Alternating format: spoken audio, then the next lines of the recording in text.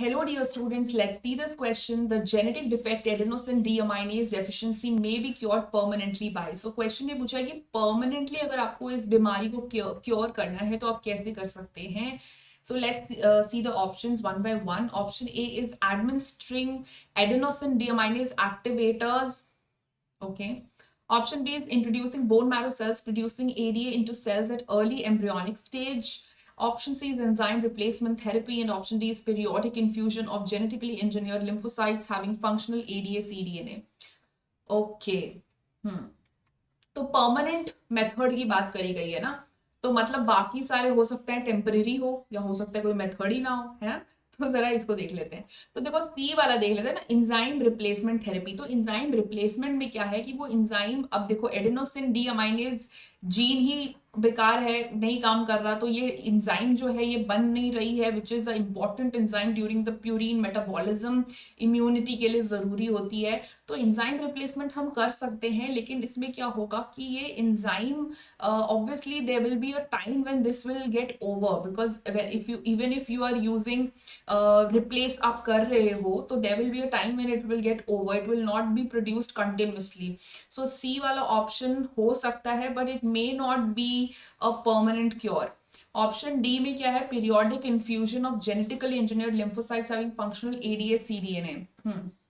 तो सीडीएनए का full form होता है कॉम्प्लीमेंट्री डीएनए. तो इसमें आप लिम्फोसाइट्स निकाल के उसमें एडीए सीडीएनए डाल के, मतलब वायरल वेक्टर की मदद से आप उसको फिर से दे सकते हैं, पेशेंट को फिर से दे सकते हैं. बट पीरियोडिक इन्फ्यूजन, इसके तो नाम से ही पता चल गया, मतलब हर कुछ दिनों में आपको देते रहना पड़ेगा, 60 दिनों में, मतलब कुछ दिनों में you have to continuously give it. So this is not a permanent cure, because जब उसको बार बार पेशेंट को हॉस्पिटल ही जाना पड़ रहा है इन्फ्यूजन के लिए, तो वो परमानेंट क्योर कैसे हो सकता है? That will be a temporary cure. So definitely D will not be the answer. Then रह गया ए और बी. तो ए है administering adenosine deaminase activators. So even if you put activators, that is not a permanent cure, because of course those are also like there will be a time जब वो finish हो जाएंगे. तो ए भी बिल्कुल सही तो नहीं है. बी का देख लेते हैं, introducing bone marrow cells producing ADA into cells at early embryonic stage. Now this is the right answer. Why this is a permanent cure? Because early embryonic stage में क्या होता है कि आपकी सेल्स डिटरमाइंड नहीं होते कि वो बाद में जाके क्या बनने वाले हैं, वो एक्टोडर्म, मीजोडर्म, एंडोडर्म क्या बनने वाले हैं, ठीक है, उस टाइम पे इट इज नॉट डिटरमाइंड.